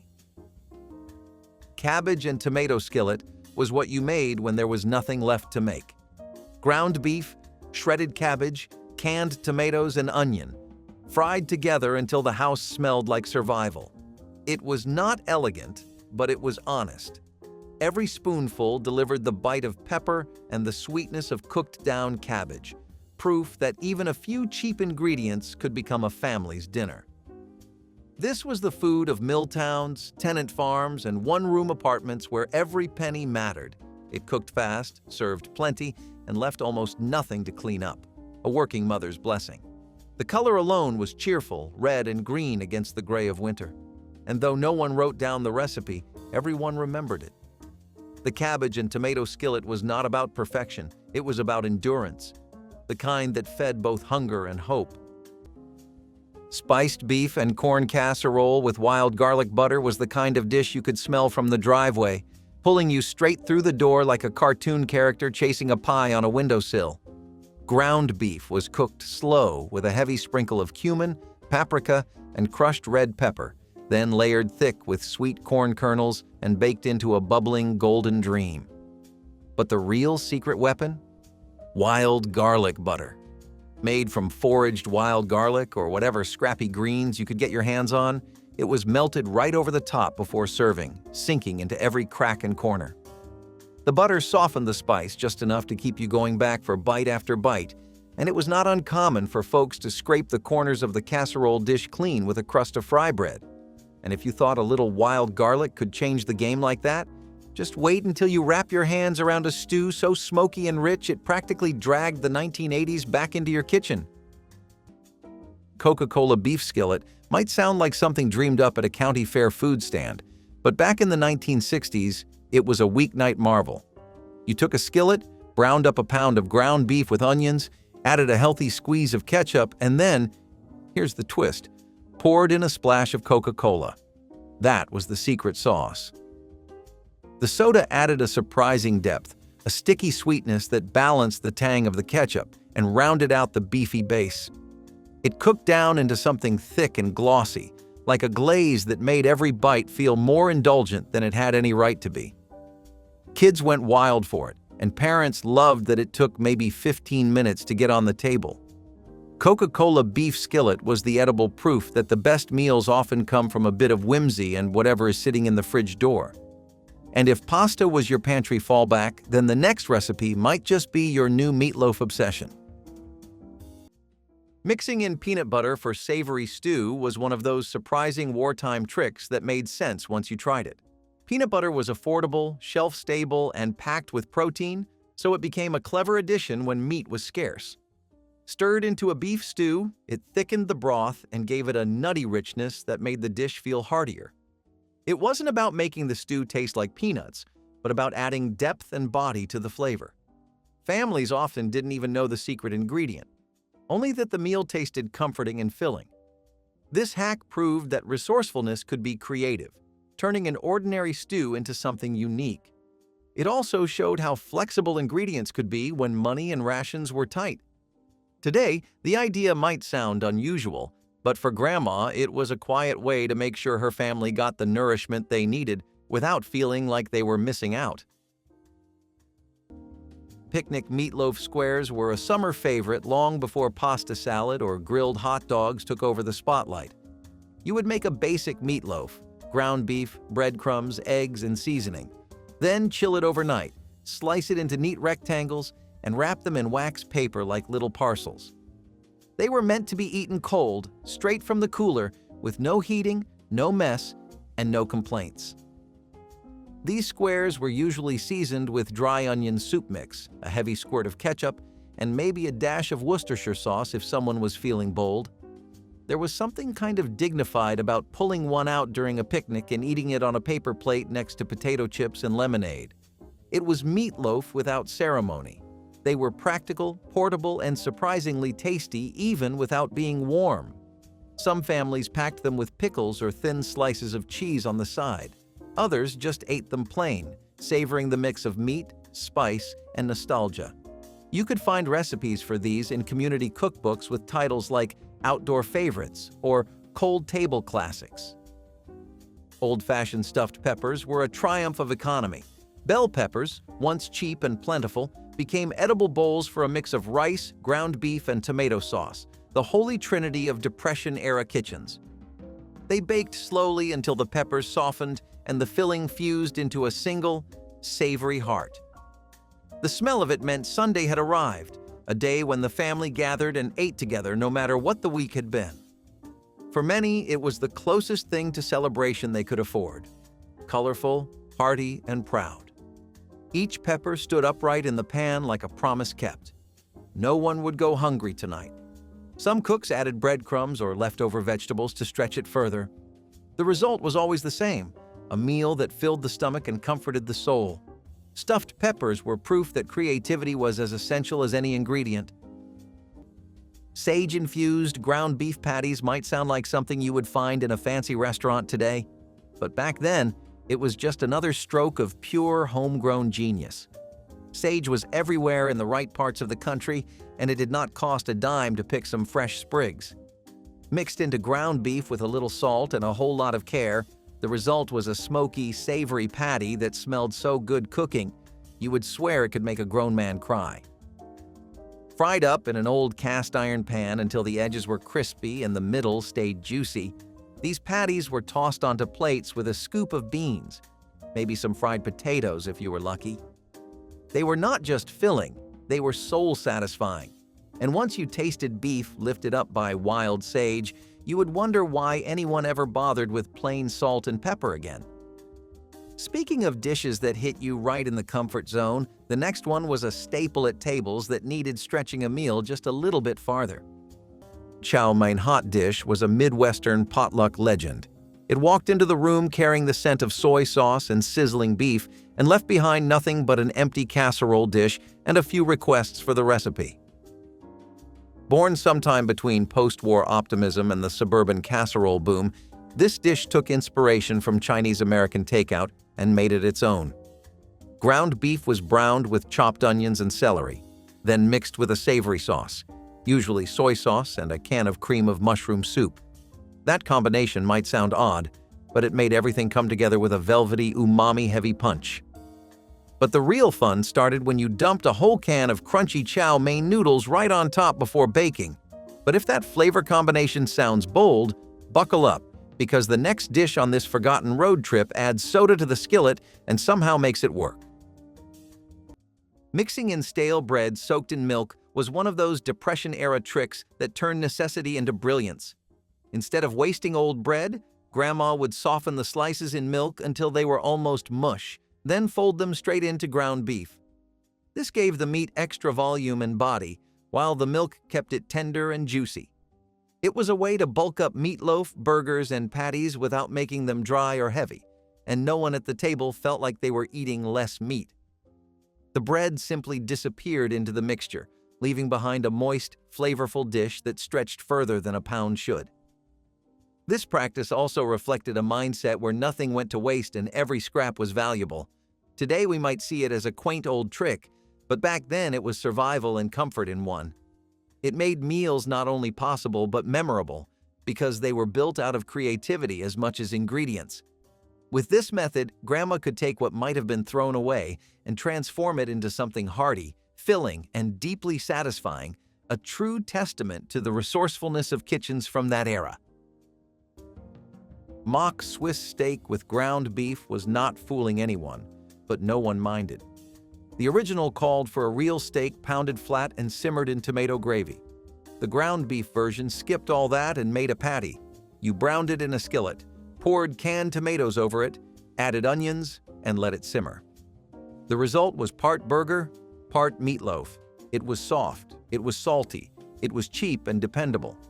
In homes where steak was not on the menu, this was how you pretended. People served it with mashed potatoes or egg noodles, maybe a slice of white bread for the gravy. A pound of ground beef could stretch far if you shaped it right.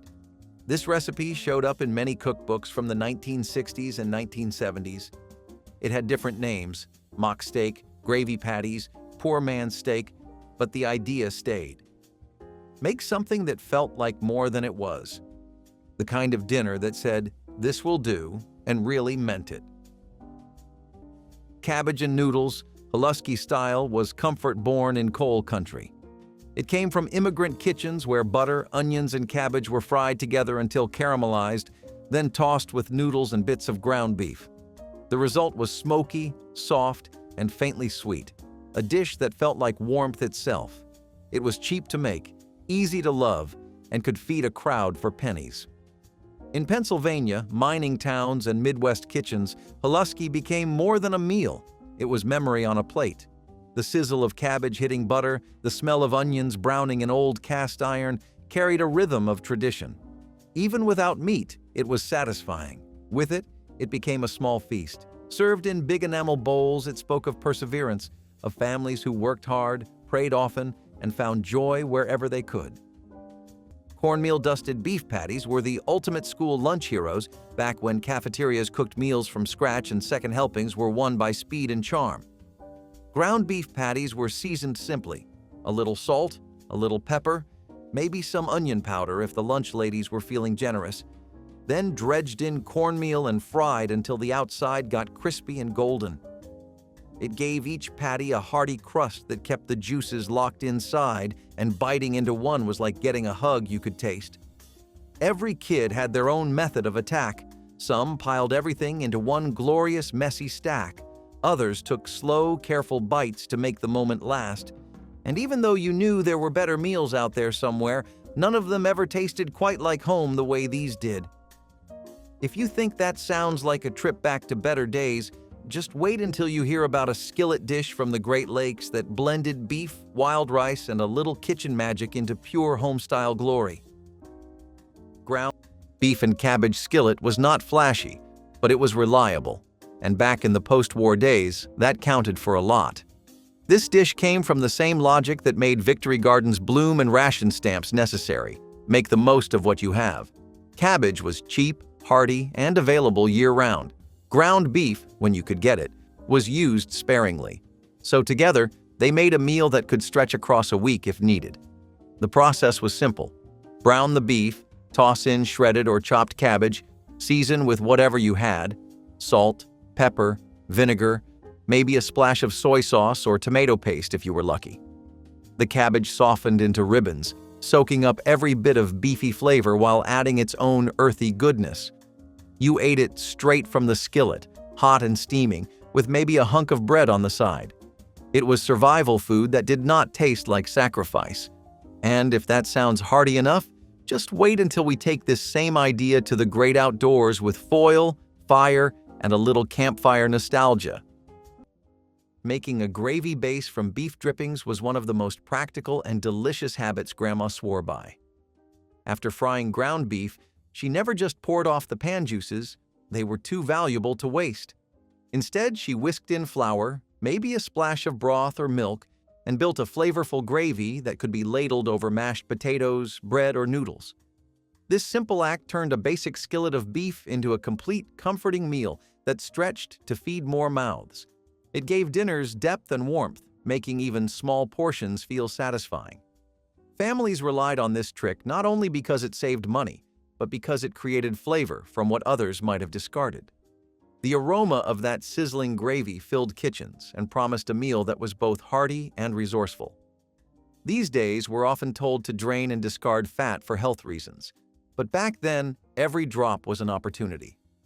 That was the beauty of Grandma's cooking, knowing how to turn scraps into something rich, flavorful, and worth remembering long after the plates were cleared. Before it made its comeback on social media, beef and tater tot hot dish was already a legend in Midwest kitchens. You browned your ground beef with onion, layered it in a casserole dish, topped it with a can of cream soup, mushroom, celery, chicken, and crowned it with frozen tater tots. Then you baked it until it bubbled. The tots crisped up, the meat stayed saucy, and the whole house smelled like a snow day with nothing else to do but eat. It was cheap, easy, and had everything: protein, carbs, salt, and memory. This dish was never about nutrition. It was about morale. It showed up at church dinners, weeknights, and holiday leftovers. It was a blank canvas, too. Add corn, peas, cheese, whatever needed using. The best versions were a little sloppy, with crisp edges and soft centers. The first scoop might burn your tongue, but no one waited. It was casserole as comfort, and it worked. A meal that made you forget the weather, the bills, and the stress, just for a minute. Cabbage and tomato rice soup was humble but radiant, its color alone enough to brighten a dim winter day. A pot of it simmered on many stoves through the 1930s and 1940s, its ingredients simple: cabbage, rice, tomatoes, and maybe a handful of ground beef if fortune allowed. The tomatoes gave it a tang that cut through the sweetness of the cabbage, while the rice thickened it just enough to feel like a meal. This soup had no waste, no excess, only nourishment. It filled homes with the scent of simmering comfort, proof that even the poorest kitchens could make something deeply satisfying. Served with crusts of bread or cornbread, it became more than soup. It became sustenance, flavored with gratitude and hope for better days. Some cooks added a splash of vinegar or sugar to balance the taste, a small touch that gave it life. It was a meal that warmed the body and soothed the soul, a reminder that contentment often came bubbling in the simplest of pots. Smoky ground beef with wild mint and juniper berries might sound like something a fancy chef dreamed up, but long before it ever hit a white tablecloth, it was the food of survival and celebration. Ground beef was browned low and slow, then mixed with hand-picked wild mint leaves and crushed juniper berries, which gave it this cool, smoky bite that you could not fake with store-bought seasoning. The beef soaked up the woodsy flavors until every bite was like eating a piece of the forest itself. It was a dish that stuck with you, the kind of taste that did not just fill your belly, but rooted itself deep into your memory. Sometimes it was served with a simple flatbread, sometimes spooned over roasted squash or wild rice if you were lucky. If you think mint and juniper could breathe that much new life into a skillet of beef, wait until you see how good old-fashioned flint corn turned a humble shepherd's pie into a feast you would swear was touched by magic. Old-school goulash, or as some knew it, American chop suey, was the dish that proved ground beef and elbow macaroni were soulmates. This one-pot wonder became a fixture on stovetops from Maine to Missouri. It started with browned beef, onions, and garlic, all bubbling away in a pot. Then came the crushed tomatoes or tomato sauce, which turned the mix into a deep red stew. Toss in a few handfuls of cooked macaroni, and suddenly you had dinner for 6, and maybe lunch tomorrow. What made goulash so special was not just the taste, though that was plenty satisfying.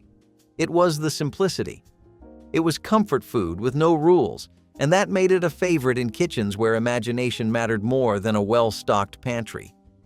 Goulash was the dish that filled plates and hearts at the same time.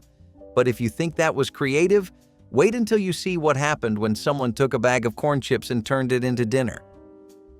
Layering beef under mashed potatoes was one of those comforting tricks that turned scraps into something special. If there were bits of ground beef left from dinner, Grandma didn't discard them. She layered them into a dish and covered them with fluffy mashed potatoes. Baked in the oven, it transformed into a hearty shepherd's pie that felt like a whole new meal.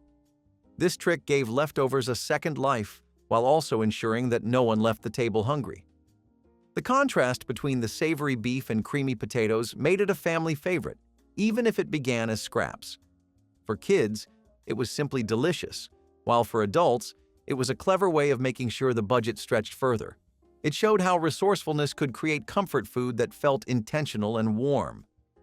Today, shepherd's pie is still enjoyed, but its origins as a thrifty leftover dish are often forgotten. Back then, it wasn't about style or trend, it was about making the most out of what you had.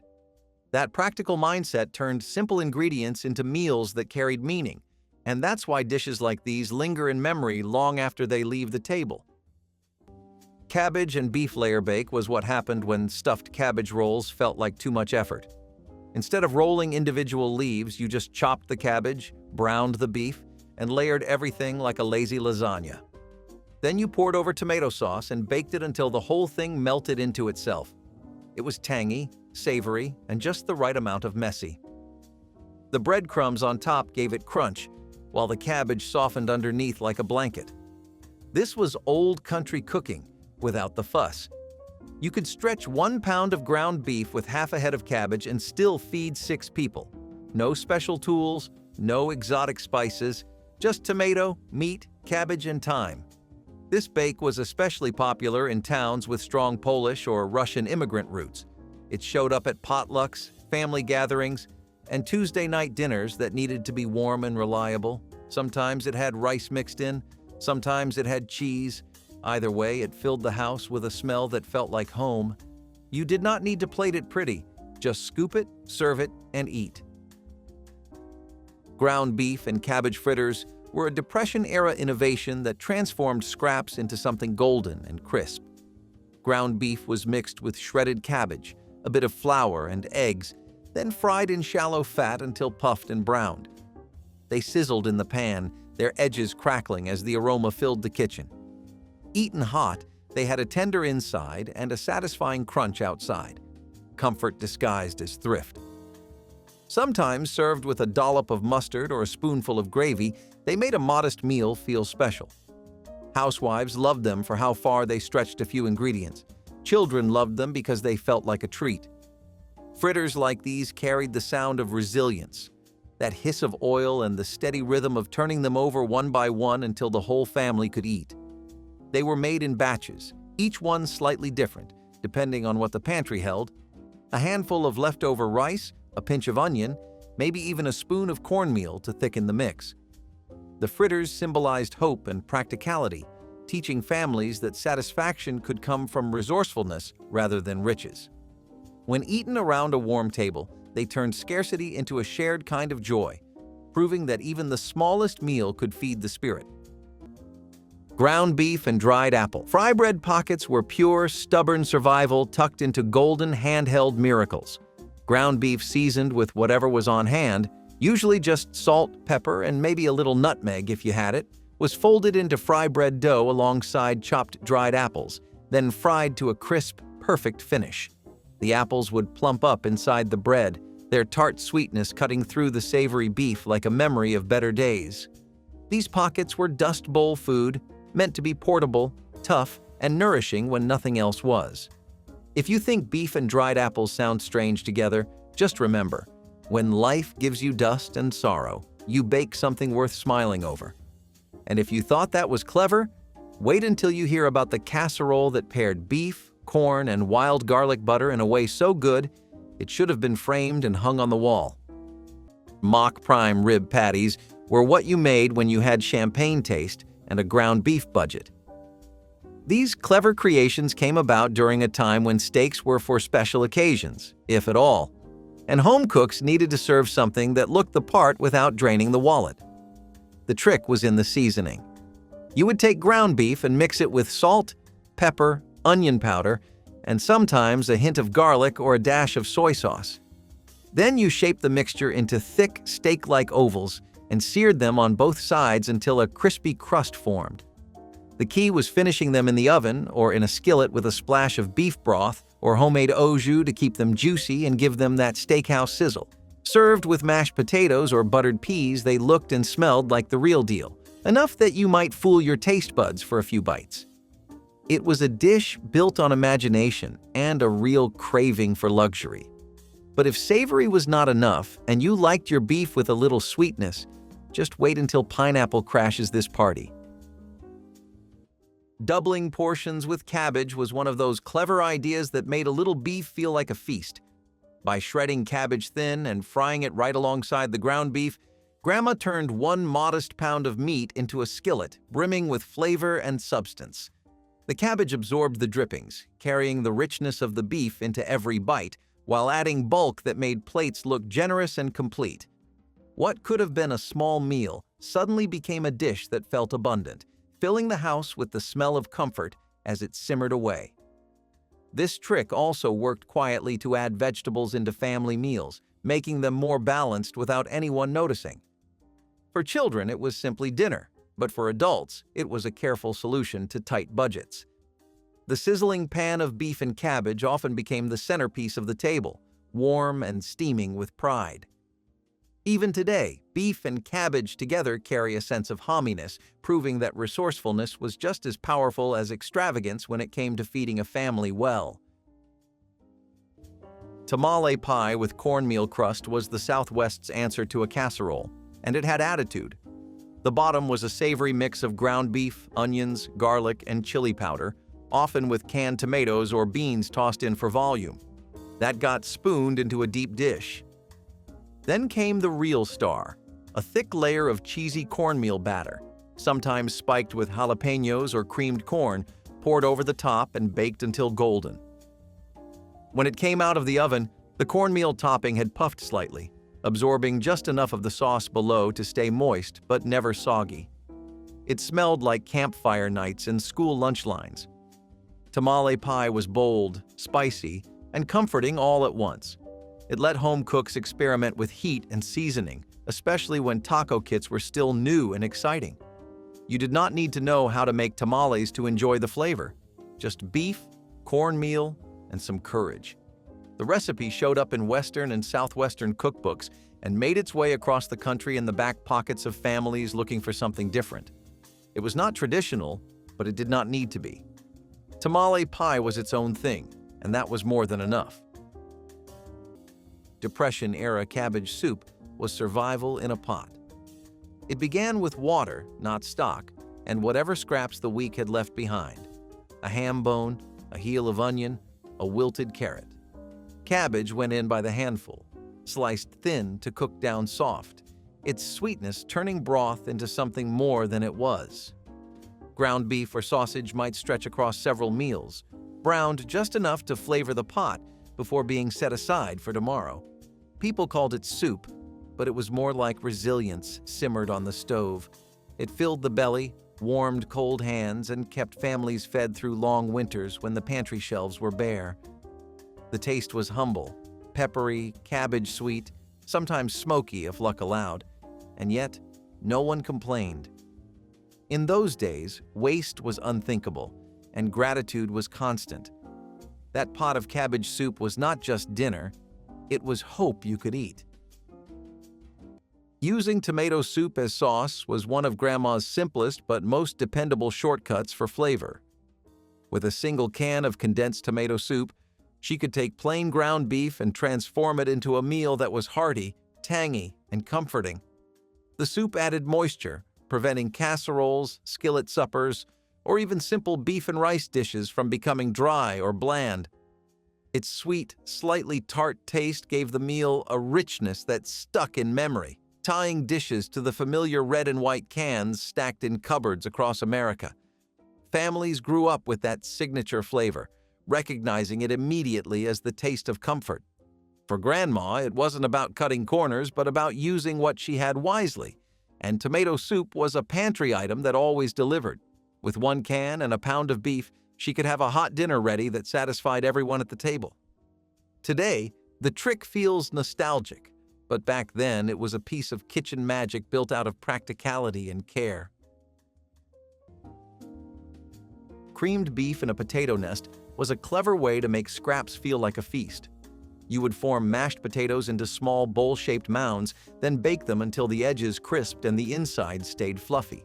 Meanwhile, you browned ground beef with onion, made a quick white sauce, and stirred it into a creamy mixture. Then you filled each nest with that savory beef and brought it to the table like it came from a fancy kitchen. It looked upscale, but it was pure practicality. You were using leftover mashed potatoes. You were stretching half a pound of beef with cream, and you were feeding 4 people with something that looked special. It caught on during the 1940s and lasted through the 1960s, mostly in frugal homes and wartime kitchens. Sometimes peas or mushrooms made it into the mix, sometimes shredded cheese on top. No matter the variation, it always felt like a small victory, a little effort, a little flair, and everyone got their own portion. Ground beef and potato hash was the week's final meal. Everything left over fried together until golden and good. Cold potatoes were diced, onions chopped, and ground beef stirred in, sizzling in bacon grease until the edges crisped. The sound alone could make a kitchen feel alive again. It was working people's food, simple and sustaining. The kind of meal that made no apologies for being plain because it did not have to. Served hot from cast iron, it was eaten with ketchup, pickles, or whatever condiment the cupboard still had. In some homes, an egg might crown the top, a small luxury that made it feel like something more. Families called it hash, but it was really a story of thrift, of making beauty from what remained. Every bite carried the smoky taste of labor and care, the warmth of food cooked slow and shared fast. Ground beef and wild mustard greens. Stir-fry was the kind of meal that showed up fast and disappeared even faster. This was not some high-end stir-fry piled with expensive sauces either. It was a down-home skillet sizzler made with ground beef cooked hot and fast, tossed with handfuls of peppery wild mustard greens, plucked fresh from wherever you could find them. Those greens had bite, real bite. and they gave the beef this sharp, earthy pop that plain old spinach could only dream of. A splash of vinegar, a sprinkle of salt, and maybe a little bacon grease if you had it lying around, and you had a dish that punched way above its weight. It was light enough for summer, hearty enough for winter, and cheap enough to keep families fed when money was just a rumor. Stir-fries like these were the ultimate in practical magic, a fast meal that felt like you had been planning it all day. And if you thought a pile of spicy greens and sizzling beef was as good as it gets, just wait until you bite into a crispy pocket filled with beef and roasted roots, the kind of thing great-grandma used to make when the nights got cold. Beef and cornbread. Tamale pie was a hug from the Southwest, baked golden brown in a casserole dish. This one dated all the way back to the 1940s, when resourcefulness met regional flavor. Ground beef was the heart of it, cooked down with onions, garlic, and sometimes diced green chilies or sweet corn. Tomato paste or enchilada sauce brought the whole mixture together into something tangy, rich, and unmistakably bold. But the real showstopper was the topping, a thick layer of cornbread batter poured over the beef and baked until it puffed up like a golden crown. It was budget-friendly, filling, and packed enough punch to wake up even the sleepiest of taste buds. Families across the American Southwest and far beyond served it up with a dollop of sour cream and maybe a little salsa on the side. But if you are someone who loves the flavor of stuffed peppers but hates all the prep, the next dish was a skillet solution that changed the game. Using ketchup as a glaze was one of those simple touches that gave meatloaf its unmistakable look and flavor. Spread over the top before baking, the ketchup caramelized in the oven, turning into a sticky, sweet coating that balanced the savory beef beneath. It added color that made the dish look more appealing, and kids often loved that familiar, tangy sweetness. For families who grew up on this dish, the glaze became as iconic as the loaf itself. It was an inexpensive trick that elevated plain ground beef into something memorable and comforting. Even today, many people still crave that shiny red topping, not just for the taste, but for the nostalgia it carries. This glaze proved that even a humble pantry item could become the finishing touch that defined a meal. It was never about extravagance, but about turning the ordinary into something people remembered long after dinner was done. Beef and apple casserole sounds strange, until you try it. It mixed brown beef with tart apples and onions, then baked it all in a mild broth or tomato sauce. The apples softened, turned sweet, and played off the savory beef in a way that felt surprising and familiar. It was not a dessert, not quite a stew. Somewhere in between, like pork chops and applesauce, but humbler. Some versions had breadcrumbs or mashed potatoes on top. Others stayed plain, served with toast. It was one of those oddball casserole ideas that only made sense in the 1960s. And many people made it again. The apples deepened the beef, the onions tied it all together. Sweet, savory, soft, and strange, but it worked. And for the people who made it back then, the taste never really left. Cabbage and milk stew was the quiet staple of dairy country, born from necessity and ingenuity. In regions where milk was easier to come by than stock, women used it to build a creamy base for cabbage and bits of ground beef. The milk thickened as it simmered, wrapping the vegetables in a gentle, velvety sauce. The result was mild, nourishing, and surprisingly rich, comfort made from simplicity. Some added a pinch of nutmeg or pepper to balance the sweetness. Others stirred in leftover potatoes to make it thicker. It was not glamorous food, but it was deeply human. The kind of meal you ate slowly with gratitude. The aroma of warm milk and cabbage filled the kitchen with quiet calm. In every spoonful was the story of families who made do, who turned scarcity into something beautiful through patience and heart. Even after mealtime ended, the smell lingered, clinging to aprons and windowsills, reminding everyone that love could be measured in simmering pots. It was a meal that restored more than hunger. It restored peace. Campfire ground beef and pine nut ragu was the food of the wild-hearted, cooked under open skies and eaten with smoke still clinging to your clothes. Ground beef was browned over open flames, tossed with rough-chopped root vegetables, and a good handful of toasted pine nuts that added little pops of buttery crunch to every bite. There was no measuring, no recipe cards, just instincts, a big old pot, and whatever was growing nearby or tucked away in a leather pouch. Some folks stirred in a splash of bone broth, others just let the juices and sap from the piney air do the heavy lifting. And when it was finally done, thick and savory and just smoky enough to taste the journey, it was ladled out into whatever bowls or tin plates you had on hand, eaten fast because second helpings were not guaranteed. If you think a pine nut ragu can warm your bones, just wait until you sink your teeth into beef glazed with honey and tucked between golden bites of roasted acorn squash. TV dinner. Salisbury steak was more than just a frozen tray. It was a weeknight ritual, a microwave miracle, and a classic in its own right. But long before it became a staple of the television tray lifestyle, there was the homemade version, and let us just say, it was something special. This dish was a blend of ground beef, breadcrumbs, egg, and onion, all shaped into thick oval patties that mimicked the feel of a fancy steak. Then came the gravy, rich, dark, and loaded with caramelized onions. Some families added mushrooms, others swore by a spoonful of ketchup or Worcestershire to deepen the flavor. The patties simmered in that sauce until they were melt-in-your-mouth tender. Served alongside buttery mashed potatoes and canned peas, it was the kind of meal that made you want to pull up a seat in front of the old tube set and settle in for the evening. Even when frozen dinners became the norm, there was something about homemade Salisbury steak that just hit differently. But if you wanted something with a southwestern soul and a little cornbread crunch, the next recipe is a true casserole classic that still holds its ground. Rolling beef into cabbage or lettuce leaves was both practical and comforting. Grandma knew that wrapping ground beef in leaves created neat little portions that looked appealing and stretched the meat further. The leaves themselves added bulk, flavor, and nutrition, turning what might have been a small serving of beef into a full meal. Cabbage leaves simmered in tomato sauce gave you stuffed rolls, while lettuce leaves made lighter versions that could be eaten fresh.